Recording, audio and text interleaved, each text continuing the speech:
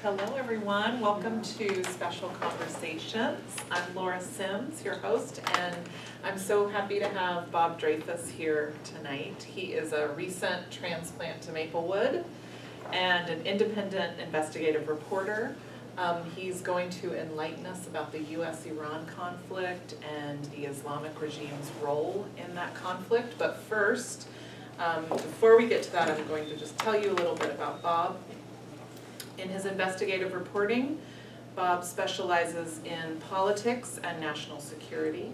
He's a contributing editor at The Nation, and he's written extensively for Rolling Stone, Mother Jones, The American Prospect, The New Republic, and many other magazines. He has appeared on numerous radio and television programs, including the PBS NewsHour, Democracy Now!, MSNBC's Morning Joe, and Hannity at Fox News. He has traveled widely and reported from Iran, Vietnam, China, and Tanzania. Dreyfuss is the author of Devil's Game: How the United States Helped Unleash Fundamentalist Islam. So please join me in welcoming Bob Dreyfuss. It's so nice to be able to sit down and talk without a microphone. It's like, this is a great setup, so it's really cool.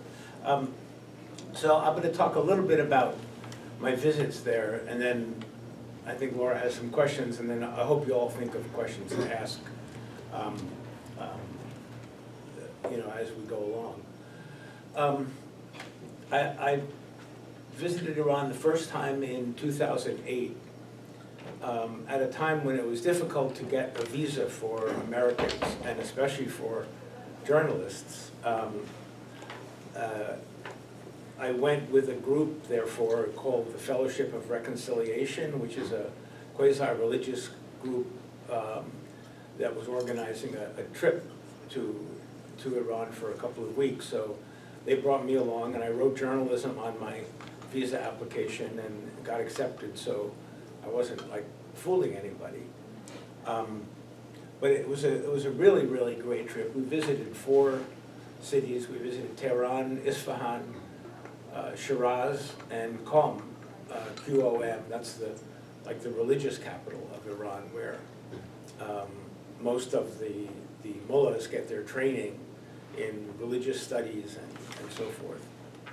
There's a whole series of complexes there of religious education and documentation and everything else.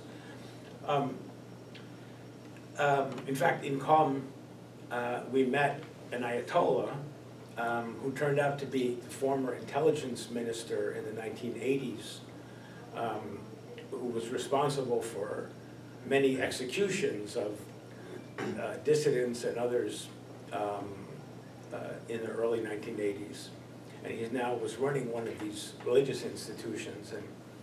And we were sitting around the table with him, and this woman from England mentioned something about bringing coals to Newcastle. And the Ayatollah didn't pick up on what it meant, like it was an idiom that he didn't get. So I jumped in and I said, it's like bringing Qurans to Qom. and he laughed out loud. And the woman who asked the question passed me a little note across the table, said, Bob, you made an Ayatollah laugh. But during this trip, we met a lot of officials. I spent about an hour and a half with former President Mohammad Khatami, who had just left office a couple of years before. This is when Mahmoud Ahmadinejad was president. One of the visits we did, we went to the ruins of Persepolis, which is the old ancient Persian capital, I think founded around 550 BC, and it was sacked by Alexander the Great in like 330 BC, which is probably why it's ruins now. But it's an incredibly moving place. I mean, I had tears in my eyes visiting this place that I'd heard about for so many years. But while we were there, we're meandering through the ruins and the columns, and there was a little group of 3 women who called me over. They wanted to talk in English to me. I had a cap on that said New York, which I wanted everyone to know that I was American. So we talked for a while, but I had to go with my group, so I said, well, look, if you want to talk more, which I'd love to talk to you, why don't you all come to my hotel room tonight, my hotel, and we'll have dinner in the lobby. And I said, you know, bring whoever you want, friends, whatever. And I was a little reluctant, you know, about inviting a woman to a hotel, but I figured if she shows up, we can have a talk. So she came with like 8 people.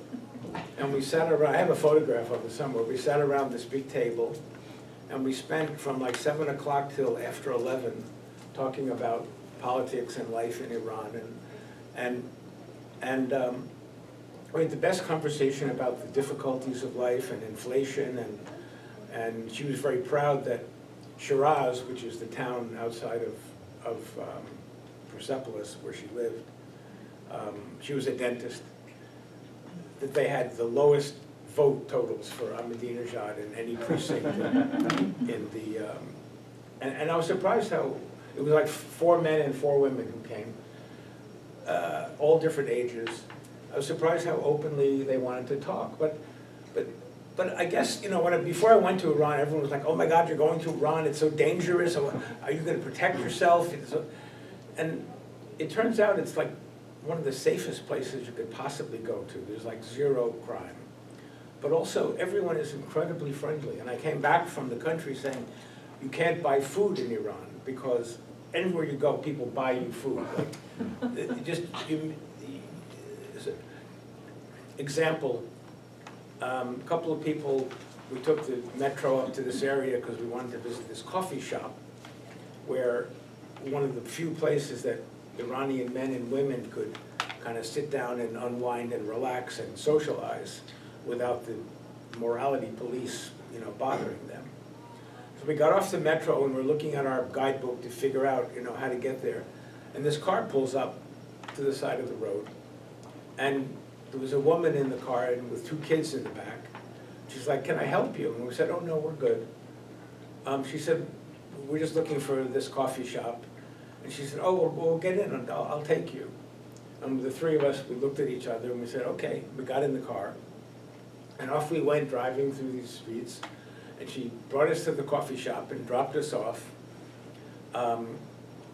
And then 5 minutes later or 10 minutes later, while we're sitting with our cappuccinos, she comes back with 2 big tubs of stew and puts them on the table, talked to the manager of the place, who was fine.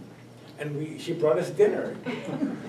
She could barely speak English. We communicated through her son, who spoke English, who was about 13 or 14 or something.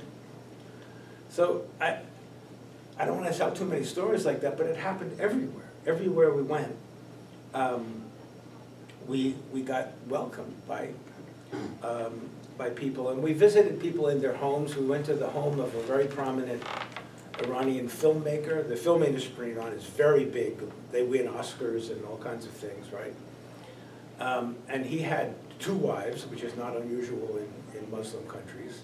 Both artists, world-renowned artists. They do miniature oil paintings like in the Iranian or Persian tradition. And their son was there and he played boogie-woogie piano on the piano. And it was like they made us dinner. And he said, this is how we live in Iran. But if we go out, once we go out the door, it's like a different world, right? Because women had to dress a certain way, you had to be circumspect in many ways. I went to parties in the evening at young people's houses where, you know, everything was laid back. There was music, the women in mini skirts, the guys dressed in normal clothes. So I guess what I'm saying is behind closed doors, life in Iran is very different than you might imagine. Because when you walk along the street, you would see the vans and they would stop women if they were not dressed according to that particular person's interpretation of the rules. And they would bring them into the van and they would get fined and then they would be sent home to change. Often it's just because women would take their hijabs and push it back like to the top of their head, so their hair would kind of tumble out. And they would be very well made up, and they would wear these raincoats, because you had to have some kind of robe on. But the raincoats would be tight, so it would show kind of the shape of the woman, and so, you know, mostly they would go about their business, but the wrong enforcer, then they stop you, right? Which we'll talk about in a little while, because of this big revolt that's going on now. We went to meet the Minister of Culture, who is in charge of all these regulations about behavior and dress and music. And we had a long talk with him, but I asked him, why is this so important that women have to dress this way? And you hear this all over Saudi Arabia, Afghanistan, Pakistan, where women dress, you know, conservatively, to put it mildly. That it's because men cannot control their emotions if they see women in Western dress or showing skin. And so because men cannot control themselves, women have to dress up. And it's an absurd argument. And it's more like, well, why don't you like handcuff all the men or something? Blindfold them. But it extends even to music, like they did not allow women to, you can't have a solo women singer on a record. You could have a background chorus with a male singer. You couldn't have, so I mean, ridiculous rules. So then, a year later, I went back to Iran the second time. This was just straight as a journalist. I was writing for The Nation magazine, and this was to cover the election of Ahmadinejad. Before I get to that, why don't we just show like a couple minutes of this video. And this is 2008? This is 2008. I went to Palestine Square in Tehran, where they were having a Death to America rally and Death to Israel rally. And by the way, the word death, it also means down with America, or down with Israel. It always gets translated here as death to, it can be either really, but. Set up, sorry. So we were at can- 5 something. You can just start it there and let it run a little bit. If you put Okay. the sound down, I can sort of talk over it Okay, too. sure.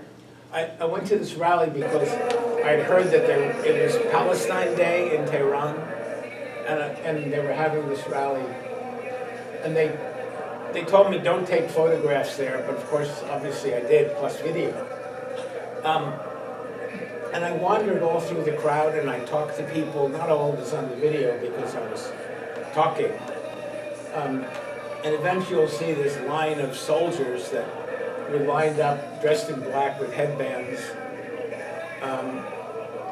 Do you want me to fast forward to that? Or? Well, you can let it run. I mean, the point is, even in the midst of a Death to America rally, you can see people were kind of laughing. They don't take it seriously. It's like they get bussed in there from some place or other. They would joke with me. You'd think it would be the very last place where an American could wander around and take photographs. But I did. And Doesn't look like anybody cares either. no, it was just a way of a day off from work, and you know, you could, they probably gave them lunch.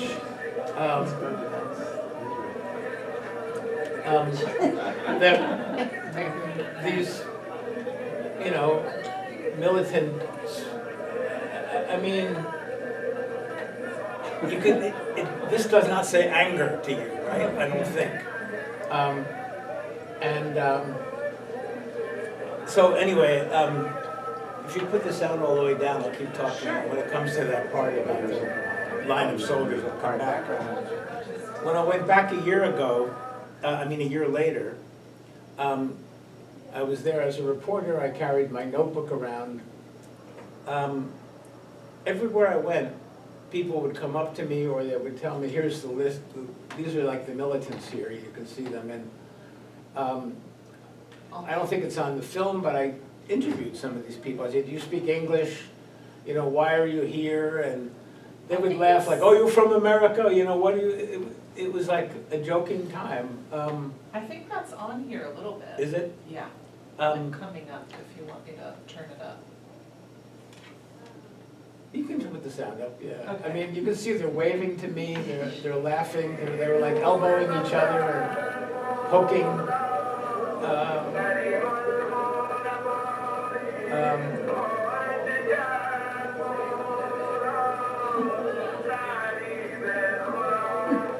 You can tell it isn't spontaneous. I'm from America. Do you speak any English? I speak English a little, not little. Okay. But nice to meet you. Nice to meet you. Why are you in black?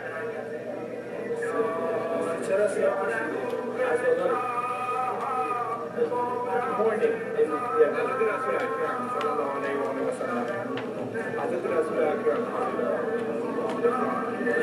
Yeah, you can stop it. It really struck me, I remember this moment so much because it struck me how ironic it was, basically, to, you know, and by the way, this is very exceptional. You don't find this in, you know, when you ever see pictures on the news of Iran, it's always people saying death to America. But 99.99% of the people don't do that. They go about their daily lives. They, you know. So when I went back the next time, it was the election. And I was there for Election Day in 2009. This was the beginning of the Green Movement. I brought this souvenir here. It's one of my treasured souvenirs. All the people who were supporting the reformist candidate, Mousavi was his name, running against Ahmadinejad. This was their color. I met this young kid who came up with the idea of using green as the symbol of the movement. And I brought these photographs to pass around, just some of the, I have dozens of photographs like this of these women at this rally for the reformist candidate. But everywhere I went, people would spontaneously come up to me and say, we hate the mullahs, or we want, you know, we don't want this government, you know, it was very hard to find people anywhere and I mean, I talked to at least 200 people over this 2 weeks or so. It was very hard to find anybody who liked the government or who defended. And you have to remember, the revolution was 40 years ago. The vast majority of Iran's population was born since the revolution, and most of them, you know, are in their 20s and 30s, or younger, kids, right? So it's a young, extremely young population. They didn't grow up with revolution. They grew up with the internet recently and watching American films, and they're pretty savvy about stuff. So anyway, on election day, I went around trying to find Ahmadinejad voters. And I was with a guy who was my translator. And everywhere I went, there were no Ahmadinejad voters. And we went to 6, 7 polling places. So finally I said, let's go to a place, you know, the part of Tehran in the eastern part of the city where Ahmadinejad had a home. And we went to a polling place there. There were men and women are separate. There were 2 lines coming out of the voting booth in a mosque. And I walked into the mosque and looked at the voters, and then as I came out with my New York hat, you know, people started grabbing my arm to talk. They could see I was a reporter. And they would say, I said, well, who are you voting for? And they all went, Mousavi, Mousavi. And then they all like clustered around me. There must have been 30 people, men and women, pushing, trying to, and I didn't want to create an incident, you know, so I said, well, I hope one day that Obama gets to meet Mousavi. And they all cheered, and like, so then I still haven't found, so I walked around the corner and I saw these 4 women dressed head to toe in black, which is unusual in Iran. Mostly women dressed the way I was describing before, with just a head covering, often very colorful. So I went to these 4 women, and I walked up to them and I said, "Who are you going to vote for?" And they all went, "Mousavi, Mousavi, Mousavi." So I gave up You at that never point. found any. Meanwhile, the election, of course, was won by Ahmadinejad. It was widely considered to have been rigged. And I did an interview on Iranian television that night at 10 o'clock. And I was riding in my taxi cab up to the TV studio, and I saw the army trucks unloading people everywhere. They were jumping out of the backs of trucks into like SUVs, and clearly they were getting ready for some kind of demonstrations or protests, which actually then happened, right? The next week or so, I left in the middle of this, but literally millions of people came out into the streets to protest the election.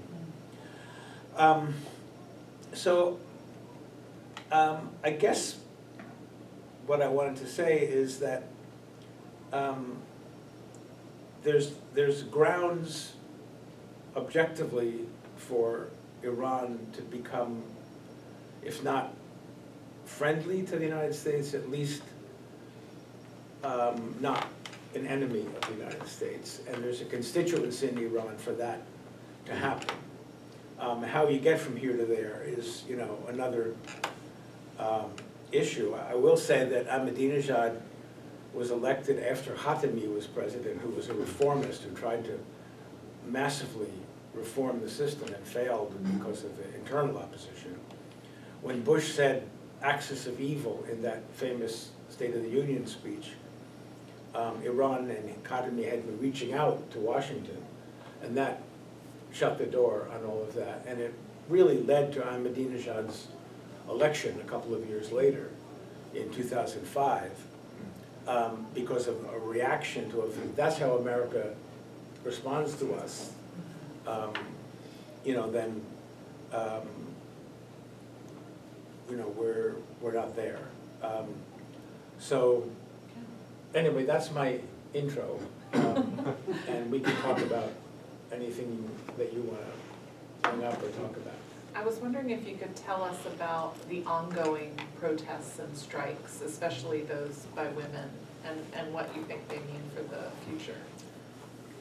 Yeah, well, I guess it's no surprise if you saw those photographs I handed around, and also what I was saying about the people that I met. The people in Iran don't like the system. There have been polls done that show that 75% of Iranians are opposed to these mandatory hijab laws, and only 15% support them. And so the protests, by the way, they've somewhat died down now. They started last September. But you have to put it in context. In 2009, you had this massive outpouring of millions of people in the street demanding changes, and they were repressed, right? There were cases, I think there was a case of a woman who was shot at one of these rallies who became a rallying point. She was killed. There were a number of other deaths. A lot of people were rounded up. They brought out the paramilitary forces, and it died down. A lot of people were saying at that time, "Oh well, the regime is going to fall," and it didn't happen. Right? 6 or 7 years ago, there were massive protests over the economy and the food prices and other kinds of things. Again, there were thousands of arrests. There were dozens of people killed. That was 2017. Then in 18 and 19, there were a series of massive strikes across the country, literally in 40 different cities. Truckers were on strike. Shopkeepers closed their shops. There was a general strike in different places. teachers went on strike, railway workers, they all kind of fed into each other.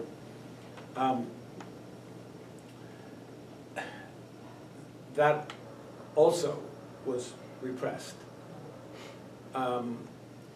When Mahsa Amini was arrested over the hijab and then she died in custody, that was in September.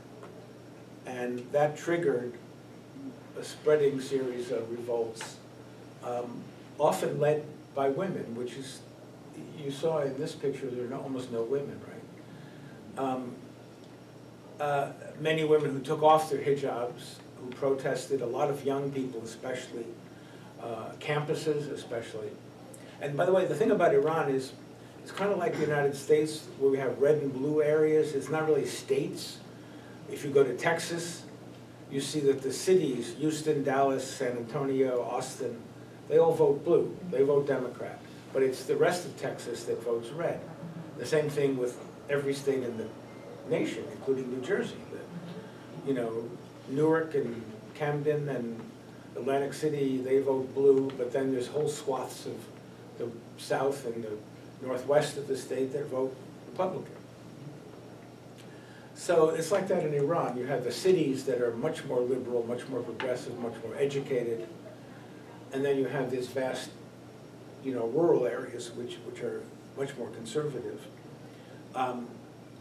So because of the power of the IRGC, the Revolutionary Guard, and then underneath them there's this thing called the Basij, which is a paramilitary group that are based often in mosques and other places. Volunteers, they're much more rough and tumble. They were involved in putting down the past revolts. And they created a thing called the Student Basij Organization, SBO, which is on every campus in Iran. And, you know, they'll rough up people, beat them up, arrest them. So it's very difficult to see a situation in which the government could fall, in which these protests would lead to, you know, there was an initial backing off where they said, oh, we're going to change the rules, but then they unchanged them, and they've now begun to really crack down on things. And electronically, they have huge powers. They can control the internet. They've banned Instagram and Facebook and you know, all kinds of social media have been shut down. Even when I was in Iran 14, 15 years ago, I was filing my blog, you know, and it would take like 10 minutes because they slowed the internet down to a crawl, which makes it difficult for normal people to communicate. But, you know, life is difficult in Iran. Inflation the last several years has been running at more than 40% a year. When the agreement, the nuclear agreement, was signed in 2015-16, it began to open up the economy because of the easing of oil sales. And inflation at that time was like 6 or 8%. And the economy was beginning to resurrect itself. But then when Trump came in and undid the agreement, it put a huge squeeze on things and drove up the price of goods and also collapsed the value of the Iranian currency. So, you know, things have gotten rough. And the women's protest, as you may have noticed, it migrated from, I think their slogan was Women, Life, Freedom in English. But it quickly migrated to a much more political, like broader, we want political change, you know. It's not just about the hijab. We want freedom, we want the government to change, we want freedom to speak out. The media in Iran is obviously very controlled, probably not as controlled as it is in Russia now, probably not as controlled as in many other more repressive countries, but it used to be very freewheeling, but over the last 10, 15 years, it's progressively, they've dialed it down, where now it's almost useless. So I wouldn't be optimistic about the effect that this protest can have, but it's certainly an indication that the vast majority of the more educated and middle classes in Iran want significant change. And how far that extends into the more conservative rural populations, you know, it's hard to say. Most of the demonstrations were in the cities, but not all. So. Do you think as this younger generation in Iran grows up that would cause kind of incremental change? It's all young now. The country is insanely young. Most of the third world is like that. Most of the underdeveloped and less developed countries have extremely young populations. And so I like to think that about the United States, that as the young people begin to get older, that things will change here. But in Iran, they're already there. A lot of them go to college. Many women go to college. I think even more than half the college population in Iran is female. But when they come out, there are no jobs for college graduates. So there's a tremendous pressure for change for young people, and by young people I mean even in their 30s, who again make up the vast bulk of the population. So, yeah, I mean, I think the United States treating Iran as the enemy does not lead to a positive tuning fork response among the young people in Iran. It aids the radicals, it aids the conservative government who say, look what America does to us. Right. And while there have been a lot of economic mismanagement in Iran by this government, the sanctions they can point to correctly in part as saying, this is what happens.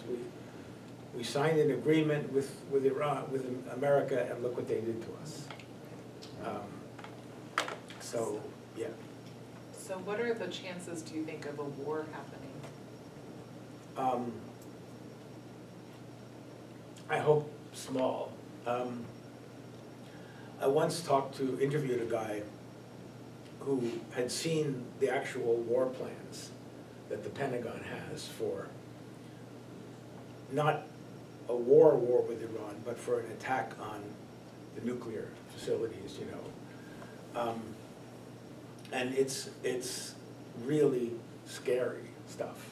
It isn't like we're going to go in with 4 jets and a couple of cruise missiles and blow up some nuclear facility, and then it's the way he described it to me is the first thing you do is you have to go in and destroy all of Iran's air defenses, and that would take at least a week to 10 days of constant bombing to destroy all of these facilities that defend Iran. So then now we have free reign in the skies. The next thing you do, or even simultaneous, is waves of bombing attacks on anything that Iran has that could strike back at us. Missile encamp plants, Air Force, bomber airfields, their Navy, which has in the Gulf, ships and so on that could hit oil tankers and other kinds of things. Now it would be all their drone facilities. And then you have to hit all their command and control centers, which would negate Iran's ability to fight back. of which they're, they have all this mapped out at the Pentagon, right? And then there are 60 different sites in Iran across the country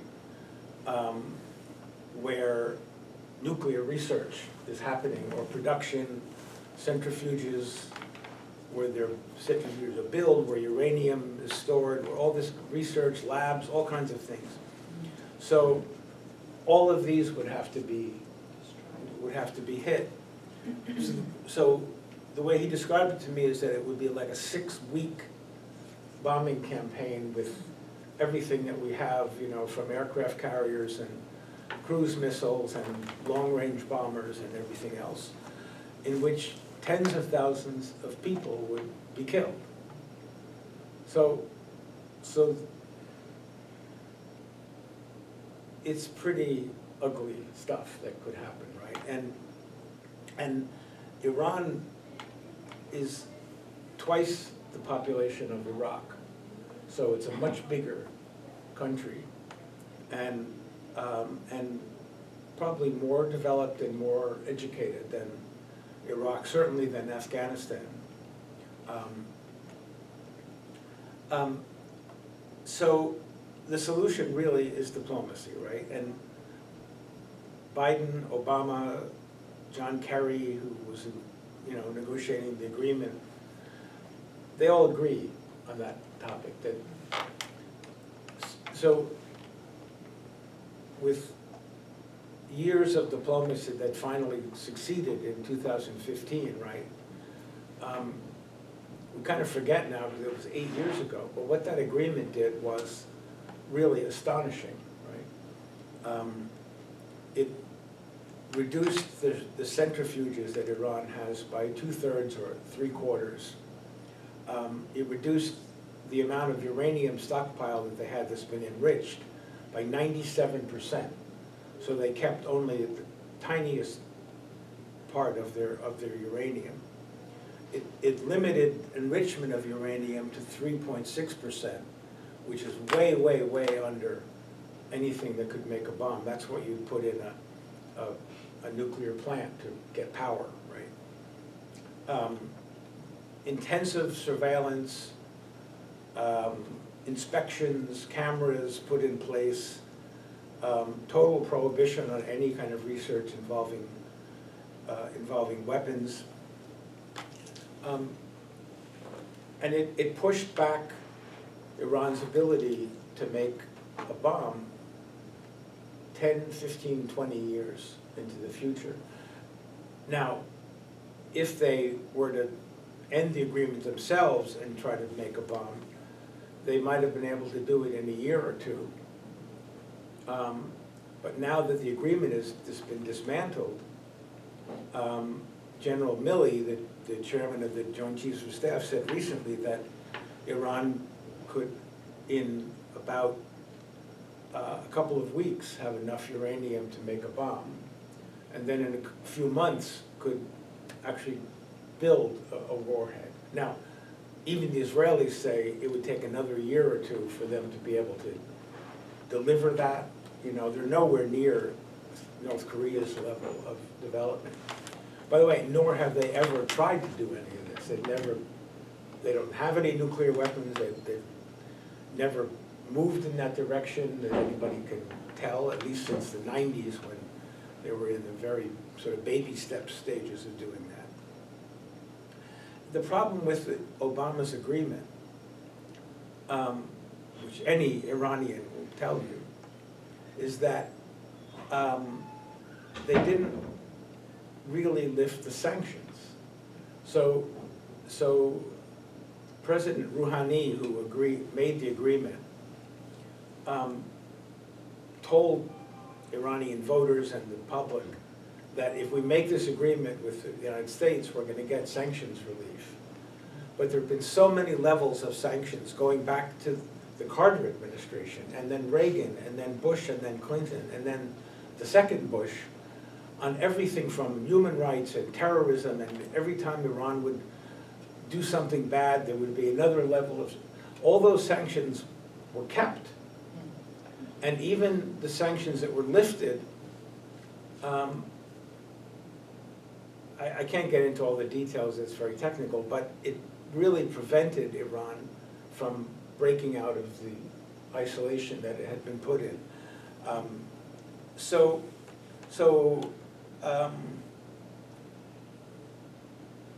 it didn't work for the Iranians, and that's a big part of the reason why the next set of elections in 2021 led to this hardline government that's come into power. Trump pulled out of the election, of the deal in 2018. I described earlier what that did to the inflation and the economy and so forth in Iran. I found, when I was doing some research for this talk, that from 2012 to 18, according to the US State Department, there were no attacks by Iran on any American forces in Iraq or Afghanistan or anywhere. They completely took that off the table during the diplomacy and then the life of the agreement. In 2018, after Trump pulled out, they started doing that. Their malicious friends in Iraq started, firing missiles at US bases. And then by 2019 and 20, there was a 400% increase in attacks on American facilities and troops and whatever.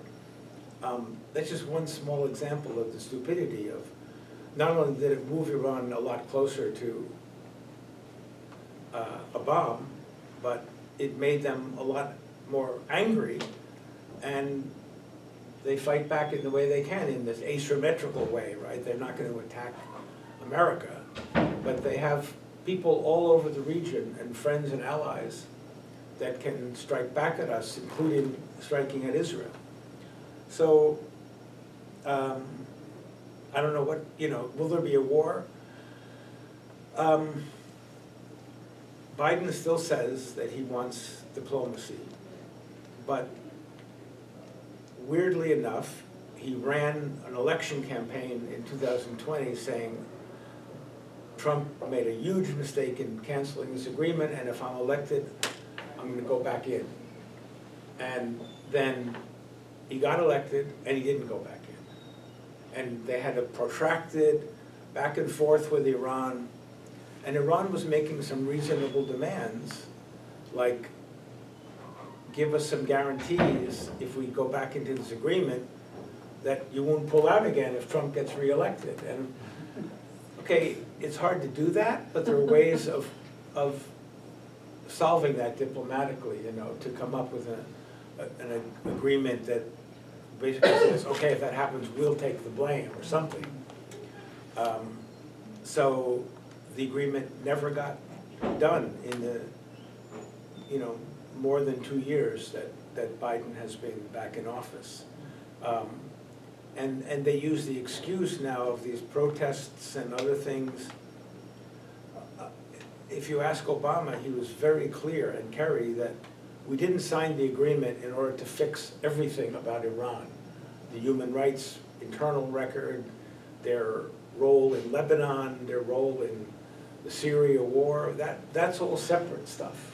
Right? This was purely designed to box in Iran on being able to make a nuclear weapon. And now that's all undone. They blew it. So the war option is not a good one because it's so complicated and dangerous. The Israelis, don't have the capability to do any kind of 6-week bombing campaign. What they could do is start a war by sending a few planes in, bomb a few targets, and then when things heat up, expect the United States to come in and bail them out. And I hope that we've made it clear, certainly Obama did, and even Bush, that if the Israelis do this, we're not bailing you out. But who knows? The Israelis now have such an extreme government Right, why would you That- believe that if you that- were, yeah. that any smell of moderation in Israel has disappeared. And even longtime friends of Israel in the United States don't want anything to do with these incredible extremists who've taken over in the Israeli government. So I don't know, but that doesn't mean that they're crazy enough to start a war either, so we don't know. Does anyone have questions? Yes? Well, to just take this a bit further, you certainly indicated that you don't feel the population of Iran has the kind of hostility towards America that we've been led to believe. Now, what about the case of Israel? Is the hatred of Israel genuine? Ever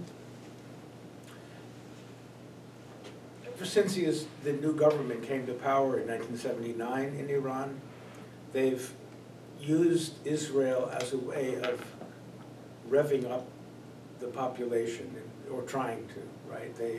They blame Israel for all kinds of things, and try to pretend that they're concerned about Jerusalem and the occupation. But really and truly, and I found this in talking to Iranians, they don't care about Palestine, they don't care about Israel, they've got their own problems at home to deal with. And so I would say that the Iranian government has not succeeded in rallying its population to hate Israel. It isn't there.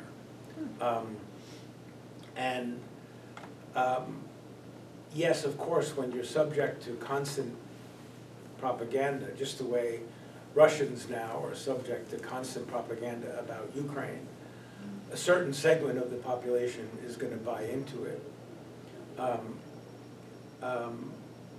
So yeah, there's going to be people in Iran, no doubt, who believe in all kinds of conspiracy theories and other kinds of things about the United States and about Israel and so forth, but it's not a day-to-day issue for anybody that they're far away from Israel. It's not like Syria or Egypt might have direct concerns because they're the frontline states. They've been engaged in 4 different wars with Israel over the last 60, 70 years, right? Iran has never been involved in any of those. Iran hasn't involved in any wars with anybody except Well, not directly. when Iraq got attacked. So at a time when there were wars in Afghanistan, Egypt, Iraq, Syria, Libya, Yemen, there have been no wars in Iran, and they like it that way. They don't want to get into conflicts.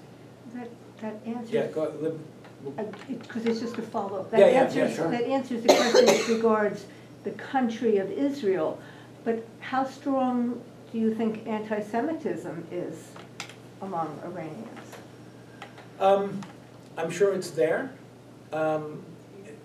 Actually, when I went to Iran the first time, we went to a synagogue in Tehran, and there were maybe a couple of hundred Jews who were still living there, who went to this synagogue, and we visited it, and we actually went to a service where they had a weekly service, and I talked to the rabbi who's in charge of it. He wasn't so concerned about anti-Semitism among the population, but the government harasses them. And I think at a certain point he was arrested and detained for a few months, thrown into some jail somewhere or something, years before. There are very few Jews now left in Iran or in any Arab country as well. Yeah, it's there for sure. Probably less so than our friends in Saudi Arabia, I would guess. And, many of the Arab countries have virulent anti-Semitism. Egypt does, for sure. Maybe that's a function, again, of their direct clashes with with Israel, right? But Iran is remote from all this. So it's not really a huge concern. This was the Palestine rally that I went to. It was really small. There were a few hundred people there. And I don't think they took it all that seriously. Yeah, go ahead. I have two questions. Well, the first thing I want to ask you is, I mean, to me, it seems as though while Iran is not directly involved in a war with Israel or with the US, where Hezbollah is an Iranian proxy that's been fighting Israel for now since 1982, right, or something It like is, that, yeah. something like 4 years. And in Saudi Arabia, I'm sorry, in Yemen now, there's an Iranian proxy fighting against the Yemenis while the Saudi Arabians are supporting the other side, right? So in a way, it's like we've been in conflict with them. That's why I think with this death to Israel, death to America, it's all just this one thing.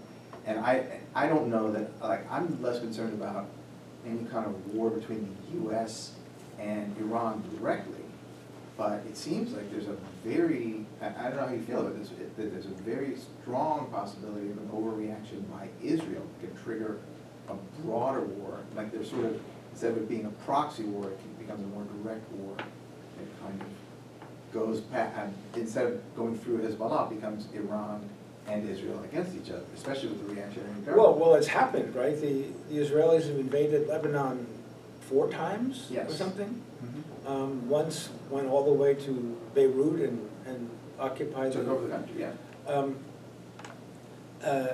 Hezbollah has built up a massive stockpile of missiles. It's certainly something that Iran counts on as a defense mechanism. If we're attacked, we have these forces that can attack Israel, Hezbollah. We have massive number of militias in Iraq. Thanks to Bush, the Iranians really run most of Iraq these days. Right. We literally took Iranian proxies and put them in power in Baghdad in 2003, right? They have obviously a huge alliance with Syria. And Yemen, it's a little trickier than that because the Houthis in Yemen they're quasi-Shiites, they're not really proxies of Iran, but they're friendly.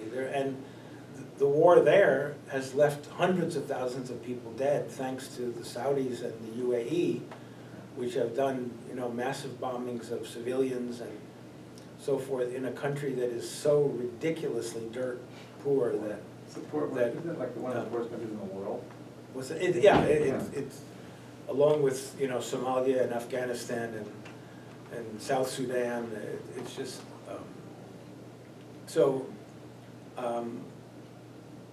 all that's true. Iran has tremendous regional friendships, but on the other hand,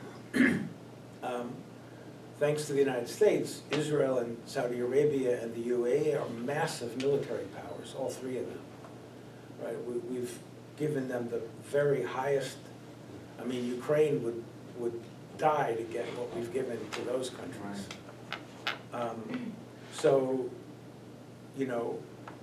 One of the things we didn't talk about was China just came in and arranged for Saudi Arabia to end its feud with Iran, which is a massive change in the region. How it's going to play out, really nobody knows, but it caught the United States completely off guard. The Saudis were all for, they opposed the U.S.-Iran nuclear agreement. Now they've completely gone back on that, right?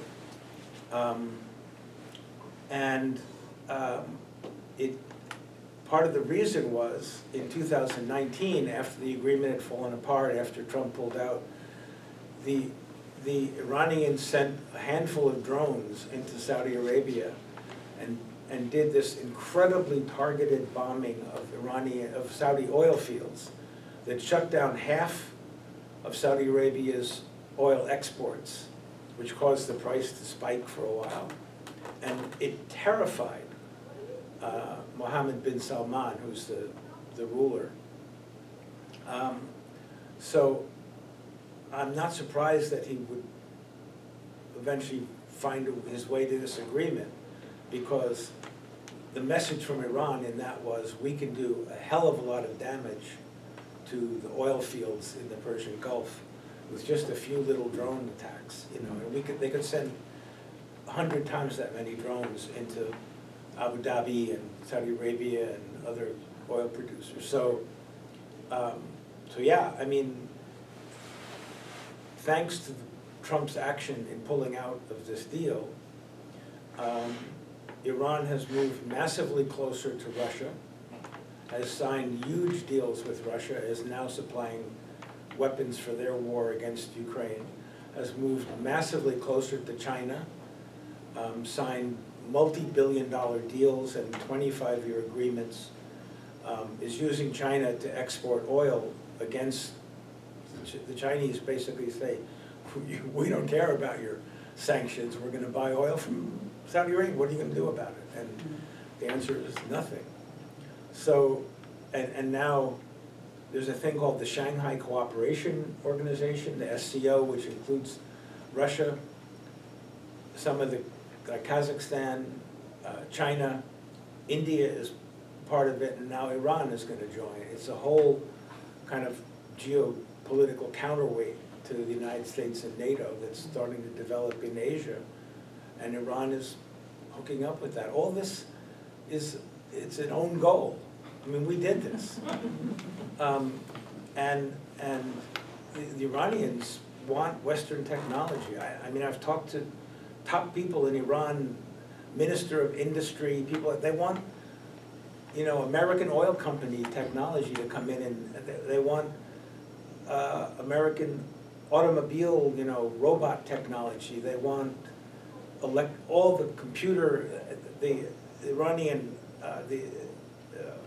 aircraft desperately needs, you know, Boeing spare parts and stuff like that. They desperately need all this stuff, and they can't get it. So they're going where they can get it. And now China is by far their biggest trading partner. So there's been this huge shift, and the United States is, you know, on the sidelines. And now we see China trying to come up with some Ukraine-Russia deal, right? Zelensky just talked to I mean, so I don't know, you know, if that will pan out to anything, because that's an actual war and it's hard to fix. But Iran has decided to move in another direction. And yeah, they have all these proxies that they can use in case we attack them. So can I ask you my other question? Yeah. Which is, my recollection of the revolution was that it was the vanguard was the students. There was a student vanguard that led this revolution. Is there did you see any sign or feel any kind of movement or unity among students that in any way mirrors what happened 40 years ago, or 30-something years ago? You know, I visited Tehran University every time I went to Iran, and I talked to a lot of students and professors and hung out there, and the Iranian student population are right. They want change. They're angry. I don't think they want a revolution, because they look around the region and they see what's happened in some of these countries that have had revolutions, and they go, whoa, we don't want the country to fall apart. And you know, Iran has a lot of ethnic divisions, and not just all Persians. There's Arabs and Kurds and Sunnis in the south east part of the country, and there's like Turks in the northwest part of the country, and so they know that things can fall apart in that part of the world. So, but I don't think you're right that the revolution 40 years ago was primarily student-led. It was, the students were involved, but there was a dictatorship, and the Shah had so suppressed any kind of political freedom that almost everybody joined that revolution. They didn't expect it to be taken over by the mullahs. They didn't, you know, they thought Khomeini would come back and then go to his little chateau and let a new government emerge, and in fact, the opposite happened, right? And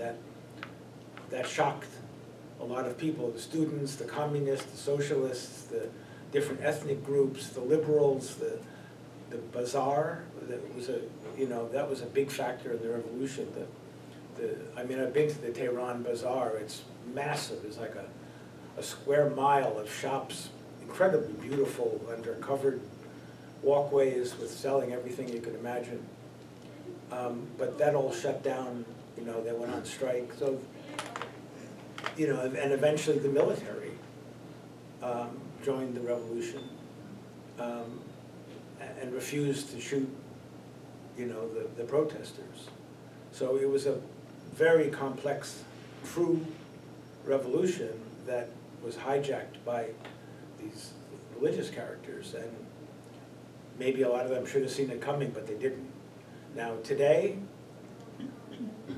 I think the country has been so mismanaged, and people don't like the repression and the culture wars that have happened, so yeah, they want change. We'll stop there.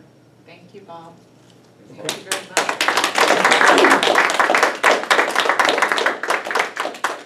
Thank you all for coming. If you haven't been here before and you're interested in joining my mailing list, I only send out once a month. I send out an email with upcoming programs, and there's a sign-up sheet over there with some flyers and brochures. In 2 weeks on May 11th, we have Kim Casnove coming. She is a local coach, facilitator, mediator, and she's going to talk about getting yourself unstuck from a rut, basically. Totally different vibe from this evening's talk. Thank you so much, Bob. Yeah, thank you. Thank you. Yes, I never lived there.